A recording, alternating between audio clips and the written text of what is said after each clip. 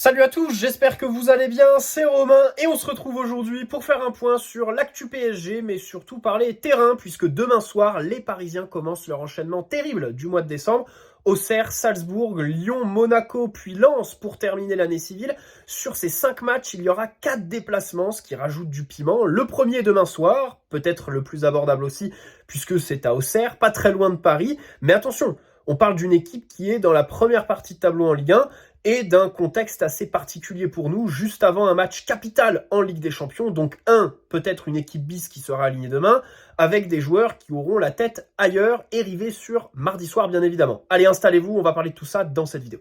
Avant que la vidéo commence, petit placement de produit pour le site Foutufo. Vous trouverez le lien en description avec le code à entrer si vous voulez 15% de réduction sur votre commande, ainsi que toutes les infos concernant les promotions en cours. Actuellement, c'est Noël, donc forcément, elles sont très intéressantes. Je vous invite à aller y faire un tour. Vous trouverez bien entendu des maillots non officiels, non authentiques, mais d'excellente qualité, les coutures, les blasons. Mention spéciale aux flocages qui tiennent bien, sous réserve de les entretenir correctement. Les délais de livraison sont corrects, 15 jours, 3 semaines maximum, avec un service après-vente à votre disponibilité. Sa taille normale, ne prenez pas une taille au-dessus de celle qui est la vôtre habituellement. Et bien sûr, vous trouverez votre bonheur en matière de maillots actuels sur la saison, avec tous les flocages patch possibles, des maillots rétro, beaucoup de clubs représentés, les équipes nationales, d'autres sports aussi, la NBA, la Formule 1, des chaussures. Donc voilà, n'hésitez pas à aller y faire un tour. Et bien sûr, on les remercie, c'est eux qui régalent. Alors, comme esquissé en intro, Auxerre sera une équipe difficile à battre demain soir, et pour moi, c'est une des surprises de cette Ligue 1 à l'instant T, parce qu'ils sont 8e au classement tout en étant promus. Alors certes, il y a 2 ans, ils étaient là, rappelez-vous les buts d'Ekitike et Renato Sanchez, je crois, au Parc, contre eux juste avant la Coupe du Monde, mais durant cette même saison, ils étaient descendus. L'année dernière, ils ont remporté la Ligue 2, et du coup, Luis Enrique va les affronter pour la première fois demain. Ils sont actuellement 8e, je crois même qu'il y a quelques semaines, ils étaient plus hauts, 7e avant la dernière journée où ils ont perdu à Toulouse. Pour moi, c'est une surprise. Ils sont devant des équipes comme le Stade de Reims ou le Stade Rennais, ce qui n'est pas rien. Je trouve que c'est une petite performance et donc il ne faut pas sous-estimer l'équipe qu'on affronte demain. Qui plus est, à domicile, c'est la 2e équipe au classement. La 2e meilleure équipe à domicile, ils sont sur 4 victoires consécutives, je crois. Leur dynamique plus générale est bonne. Alors, ils ont perdu contre Toulouse, à Toulouse, du coup, le week-end dernier, mais ils restaient sur des victoires contre Rennes. Ils ont enchaîné ensuite Marseille et Angers, je crois. Donc, c'est une vraie dynamique, une équipe assez surprenante. Je trouve ça dommage qu'on ne parle pas plus d'eux. La Ligue 1 devrait les valoriser un peu plus. Parce que voilà, c'est vrai que je ne les attendais pas là. Et du coup, demain, on va voir ce que ça donne. Petite info aussi, hier soir, Salzbourg ont remporté leur premier match de championnat depuis le 19 octobre. Ils n'avaient pas gagné depuis plus d'un mois et demi. Et du coup, hier, voilà, ils se sont enfin imposés juste avant de nous recevoir mardi soir. Alors, du côté du PSG, bien sûr, on est dans un contexte particulier avec tout ce qui est sorti dans la presse jusque-là. D'ailleurs, RMC ont sorti une info hier comme quoi Luis Enrique a pris la parole devant le groupe mardi pour appeler à l'unité, à être positif et évidemment mettre de l'eau dans son vin, lui y compris. Il a concédé que voilà, il fallait qu'il soit un peu plus souple dans ses techniques de management. On l'a vu en conférence de presse aujourd'hui à 13h. Bon, il a été assez froid, sec avec les journalistes. Il a dit que tout est faux de ce qui est sorti dans les médias, qu'il a un vestiaire extraordinaire, magnifique. On va voir dans ses choix futurs, dès demain d'ailleurs, si réellement tout est faux, voilà, parce que par exemple un Kimpembe, on va voir s'il est convoqué, un Dembélé, on va voir s'il est titulaire. Donc on rappelle quand même une phrase qu'il faut toujours avoir en tête avec Luis Enrique, c'est quand il arrive et qu'il dit n'écoutez pas ce que je dis en conférence de presse, prenez en compte mes actes parleront pour moi. Donc on va voir dans les prochaines semaines si cet épisode, où des noms très clairs de joueurs ont filtré dans la presse, aura des répercussions dans les choix tactiques de Luis Enrique. Alors pour demain, déjà l'infirmerie est peu remplie, se vide petit à petit. Mayoulou est le seul qui y est encore. Il devrait revenir la semaine prochaine en entraînement, sûrement trop juste pour le match de LDC, peut-être pour la réception de Lyon juste après. Lucas Hernandez a repris l'entraînement collectif aujourd'hui, enfin, après 2 semaines de gastro, ça commençait à être long. Kimpembe est incertain, on va voir s'il est dans le groupe après le match à Nantes où il n'était pas convoqué alors qu'il l'avait été 4 jours avant face à Munich, ce qui avait provoqué un petit peu de il n'était pas content, quoi. C'est ce qui a d'ailleurs une des premières infos qui a filtré dans la presse après le match contre Nantes. Donc voilà. Bon, passons à l'équipe.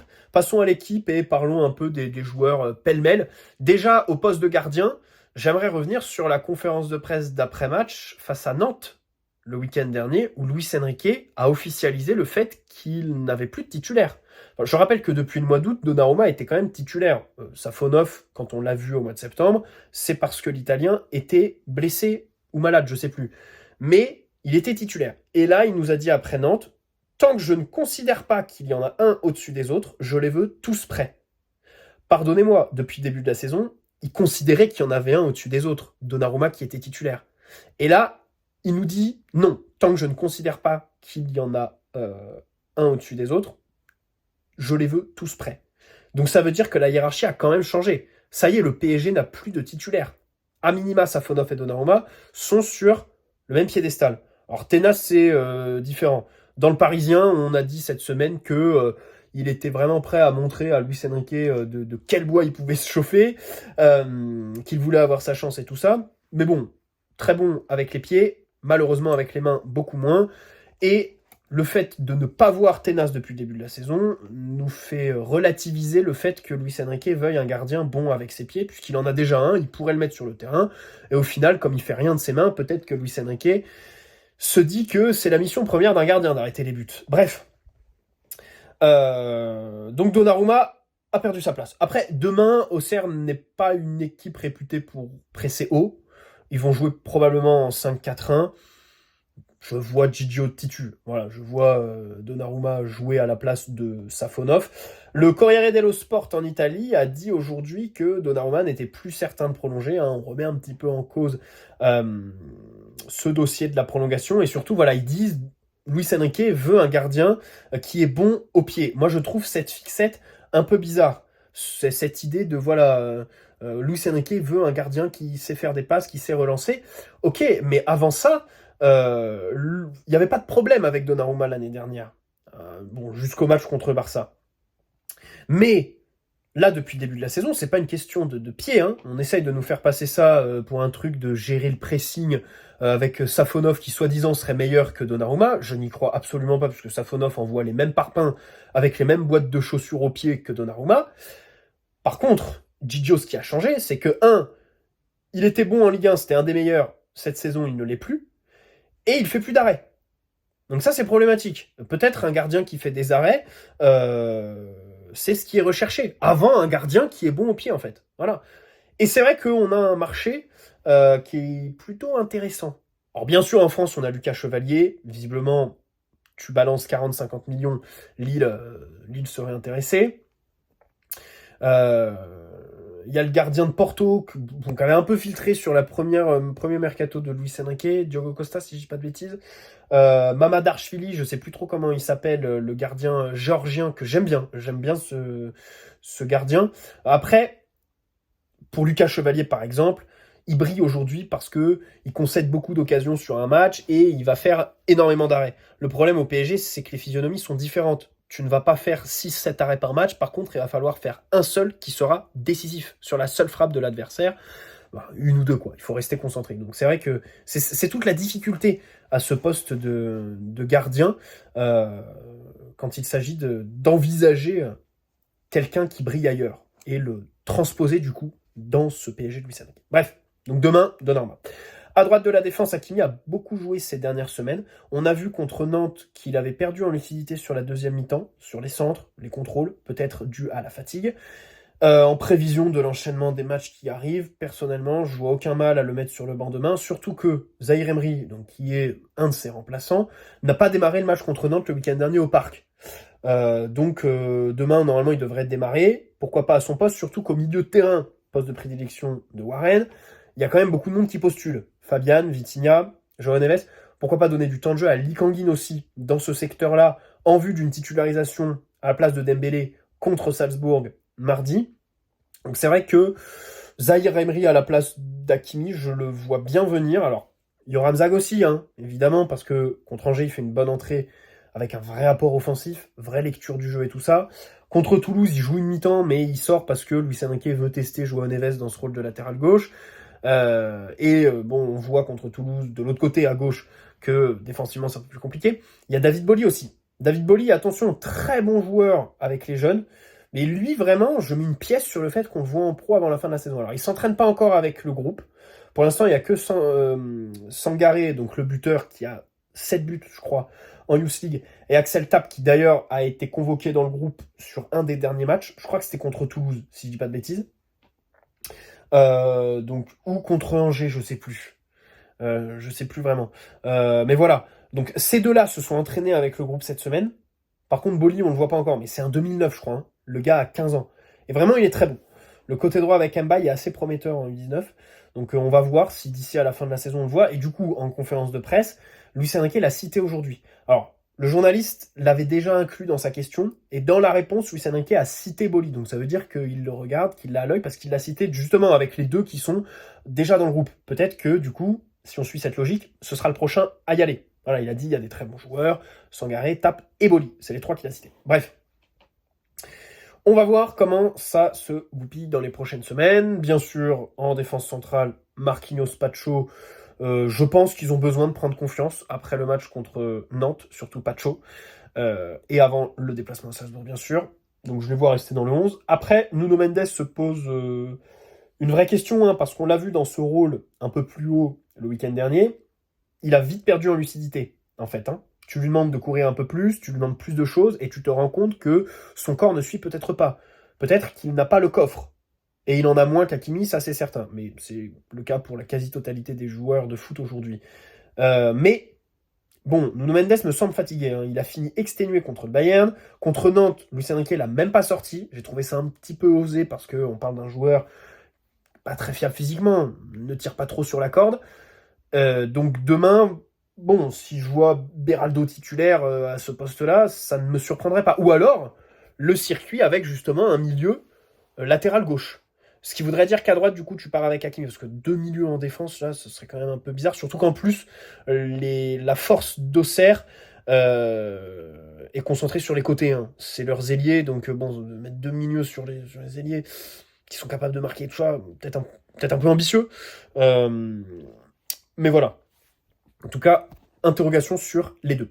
Au milieu, je vois bien Vitinha et João Neves postuler, et du coup, je mets Lee Kangin relayeur droit, Warren du coup à la place d'Hakimi, à gauche, peut-être Beraldo ou Yoram Zagué, ou alors Yoram Zagué à droite, et João Neves du coup à gauche, avec Warren au milieu. Mais Lee, je le mets relayeur droit à côté de Dembélé pour animer un petit peu ce côté demain, et surtout parce qu'il doit prendre du rythme, le Coréen. Normalement, il sera titulaire contre Salzbourg, hein, donc voilà. Et puis Dembélé, bon, faut quand même le titulariser en Ligue 1, éviter de le perdre complètement aussi. Après, il y a Désiré Doué qui peut rentrer dans la discussion. Je n'écarte pas totalement le jeune Français, parce que Dembélé est notre ailier droit. Quand il a sauté du 11 pour Arsenal, c'est Désiré Doué qui a été titularisé à son poste. Le meilleur match de Désiré Doué en tant que titulaire au PSG, c'est en tant qu'ailier droit contre Strasbourg. Après, le week-end dernier, il a fait une bonne entrée ailier gauche contre Nantes. Donc peut-être que demain, il pourrait être à la place de Barcola. Barcola que tu mets au repos, que tu essayes de challenger, je sais pas trop. Mais voilà, c'est vrai que Désiré Doué, j'aimerais bien le voir. Limite, je le mets à la place de Dembélé, quoi.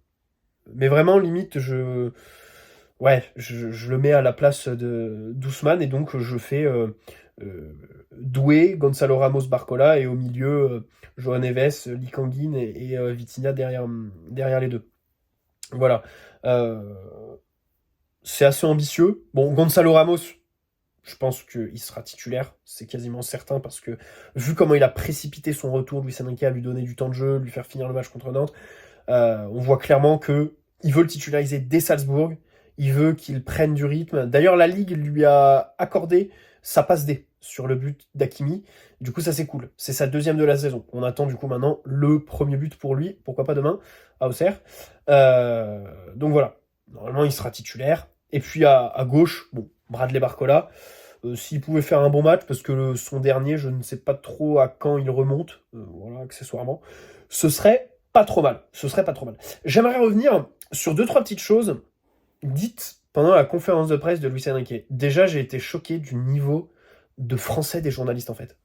La formulation des questions, je la trouve aberrante. Alors, il y en a un qui dit, après la défaite au Bayern, enfin, la défaite à Munich, oui, la défaite contre le Bayern, mais la défaite au Bayern, je ne connais pas. Attends, il y en a un autre qui nous a dit, dans l'actualité actuelle. Ok. Enfin, c'est un français dégueulasse pour des journalistes. Je trouve ça aberrant. Je suis désolé, je suis peut-être tatillon, mais je trouve ça aberrant. Il y en a un autre qui a inversé Monaco et les Lens dans notre calendrier, qui a dit qu'on allait finir l'année sur Monaco. Alors, à un moment donné, tu te présentes en conférence de presse, tu parles à l'entraîneur du PSG. Enfin, connais le calendrier au moins, quoi. Surtout qu'en plus, on le sait que Lens, on va les affronter en dernier match, c'est la Coupe de France. Si les deux étaient des matchs de Ligue 1, tu pourrais les inverser. Mais là, tu sais très bien que la coupe de France, voilà, ça va être le 22 décembre, machin. En plus, c'est très très neuf, ça a été programmé il y a 2 jours. Franchement, t'abuses. Même le match contre Monaco, il a été reprogrammé il y a 2 semaines, et donc ça avait fait un petit peu l'actualité. Franchement, bon, je suis très tatillon, mais j'aime bien tabasser les journalistes, parce que, enfin, je trouve ça bien. L'autre, quand il a dit actualité actuelle, je me suis dit, mais comment c'est possible que tu prépares mot pour mot ta question, et que que limite des gens la relisent, et que tu t'arrives en disant ça, quoi. C'est pas du beau français. Luis Enrique a dit sur Colomani, très intéressant. Je pense que il y a quelque chose qu'on ne voit pas, qui sont les entraînements. Parce que quand il y a un journaliste qui lui parle du mercato, des possibles départs de Skriniar et Colomani, il dit « Mais les joueurs, avant le mercato, ils peuvent changer leur situation. Pas en jouant, parce que du coup, je leur donne pas de minutes, mais par contre, ils peuvent changer leur situation à l'entraînement, en étant bons, parce que je te donne des minutes, quand ce que je vois tous les jours au quotidien, c'est bon. » Donc moi j'en déduis que Colomani n'est pas bon à l'entraînement. Peut-être Skriniar aussi. Mais plus Colo parce que ça fait plusieurs fois qu'il ramène ce dossier à ce qu'il voit à l'entraînement de Lucien Riquet. Donc peut-être qu'il n'est pas bon tout simplement Randall tous les jours. Et que ça, comme on ne le voit pas, c'est plus difficile pour nous de le saisir, bien sûr, et de le mettre dans nos analyses. Voilà. Désiré Doué, il continue à le défendre, coûte que coûte, hein, encore une fois. Ce qui est marrant, c'est que bon, c'est toujours les mêmes éléments de langage, à savoir commencer ses réponses en rappelant son âge. Là, voilà, il dit tout de suite aux journalistes, est-ce que tu connais son âge? 19 ans, il est très jeune, on l'a recruté pour l'avenir, pour le présent aussi, il joue quasiment tous les matchs en entrant, et ça c'est vrai. C'est vrai qu'à chaque fois, il le fait rentrer. Donc ça c'est plutôt un bon signe. Luis Enrique semble apprécier ce joueur, et du coup, ça ne ferme pas son avenir à moyen terme. Je pense que les deux vont continuer sur la même longueur d'onde. Luis Enrique a lui donné du temps de jeu, Désiré Doué à comprendre les consignes que lui donne son entraîneur. Et tout l'enjeu, c'est de lui donner des consignes tout en lui laissant la liberté pour qu'il fasse parler son côté fantasque. Parce qu'évidemment, c'est ce qui fait la particularité du joueur, et il ne faut pas l'enfermer dans un côté trop scolaire. C'est un joueur de rupture, pas pour rien que dans la démarche, il ressemble à Neymar, même si bon, ce genre de comparaison n'a absolument pas lieu d'être à l'heure où on parle. Et enfin, Luis Enrique a dit à une journaliste du Brésil qui est venue exprès pour parler de la Coupe du Monde des clubs. Alors ça, c'est intéressant. Il a dit, voilà, vous venez du Brésil, quelle est la meilleure équipe là-bas? Eh bien, ce soir, au tirage au sort, on y aura Botafogo, qui est la meilleure équipe brésilienne, parce qu'on n'a aucune chance à chaque fois au tirage au sort. Vous voyez où je veux en venir? Parler un petit peu de cette nouvelle compétition, très décriée, voilà, très critiquée, pas très attendue, pas grand monde est hype, pas grand monde, je pense, regardera ce tirage au sort à 19h, donc ce soir. C'est sur PSG TV, c'est gratuit sur le site de la FIFA, je crois, si vous voulez regarder. Et je dois avouer qu'à titre personnel, je suis hype en fait. Moi, cette compétition m'intrigue. Ils ont trouvé un diffuseur, c'est DAZN, donc on connaît bien, hein, la plateforme britannique qui diffuse la Ligue 1, qui d'ailleurs devrait être... est en négociation pour être acheté par l'Arabie Saoudite en partie. Je crois qu'il y a l'Arabie Saoudite qui veut investir dedans ces derniers temps. Et donc DAZN a dit, on a les droits pour cette compète, et on va diffuser gratuitement. Voilà, gratuitement. Même pour ceux qui n'ont pas l'abonnement en Ligue 1, vous pourrez regarder cette compétition en juin prochain. Donc je sais pas trop comment du coup l'UEFA va payer, enfin la FIFA pardon, va payer les clubs, parce que les droits télé, bon, on va peut-être pas trop comment ils vont se payer, surtout qu'ils ont promis aux clubs des chèques assez gros, je pense trop gros par rapport à ceux qui sont signés au final, mais bon, ça c'est leur problème, ils verront avec les clubs, peut-être que les clubs vont déchanter, mais voilà, c'est diffusé gratuitement, donc ça c'est pas mal, c'est une compète qui m'intrigue personnellement, et puis le club la défend. Cet été, ils avaient fait beaucoup de communication autour de cette compète. Bien sûr, Nasser, en tant que membre de l'ECA, en fait la propagande. Hein, il en a encore parlé cette semaine. Notre directeur général, Victoriano Melero, avait dit il y a un mois qu'elle allait nous permettre de faire rentrer des liquidités. On rappelle qu'on a perdu 50 millions sur les droits TV nationaux cet été, et que du coup, là, on va en gagner entre 15 et 30. Voilà. Donc c'est pas trop mal déjà, c'est pas trop mal. En plus, elle va se jouer aux États-Unis, donc ça va être un avant-goût de la Coupe du Monde 2026 en matière d'organisation pour les Américains, pour nous s'adapter aussi aux horaires. Pour l'instant, on n'a pas du tout de programme machin, on sait pas à quelle heure seront les matchs. Hein. En général, quand c'est aux États-Unis, les tournées d'été, les matchs, ils sont à 2-3 heures du matin. J'espère que ce sera pas ça. Mais bon, on veut s'implanter là-bas. On a ouvert une boutique à New York. C'est vrai que depuis 2017, on n'y est pas allé. En tournée, je parle d'été. On axe sur l'Asie, le Japon beaucoup. Mais donc là, du coup, ça va être l'occasion d'y retourner. Je pense qu'en termes marketing, on est plutôt content de ce mois de compétition, du 15 juin au 13 juillet, je crois. Donc voilà. Et puis bien sûr, l'idée de remporter un trophée international, à défaut de prendre la Ligue des Champions, la plus prestigieuse des compétitions de clubs, bien évidemment. Cette Coupe du Monde des clubs dont tout le monde se foutait jusque-là, prend quand même en prestige. C'est plus intéressant. Tous les 4 ans, on passe de 7 participants à 32. Donc c'est vrai que remporter ce trophée, ça m'intéresse. Surtout sa première édition, qui est très critiquée. Mais à chaque fois qu'il y a de la nouveauté, de toute façon, c'est critiqué.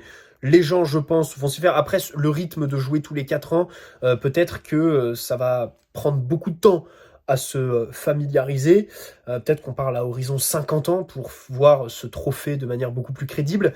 Mais voilà, moi ça m'intéresse. J'ai hâte de voir aussi le PSG affronter des équipes hors Europe. Je trouve ça intéressant de confronter des équipes européennes à voilà, des équipes d'autres confédérations, comme les équipes brésiliennes, les équipes argentines, bon, les fameuses équipes du Golfe avec tous les pré-retraités du football européen, puisque on peut techniquement affronter et Cavani, et Neymar, et Messi dans la poule si on prend en Boca, Al Hilal de Neymar et l'Inter Miami de Messi, qui est d'office 4e du groupe A, je crois, voilà, et qui recevra le premier match à Miami chez eux. Bref.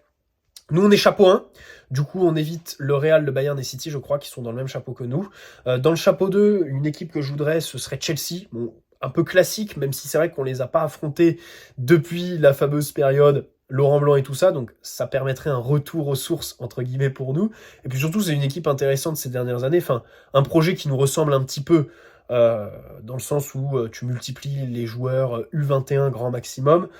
Cette saison, Chelsea sont très surprenants, 2e de Première Ligue à l'instant T. Donc voilà, bon, en Conference League, ils mettent des valises, mais ça c'est quasiment anecdotique. Ils ont été éliminés, je crois, de la Carabao Cup.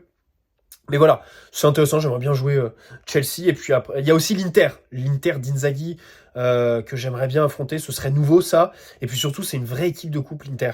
Inzaghi, on l'a vu en Ligue des Champions, c'est vraiment un entraîneur des grands matchs.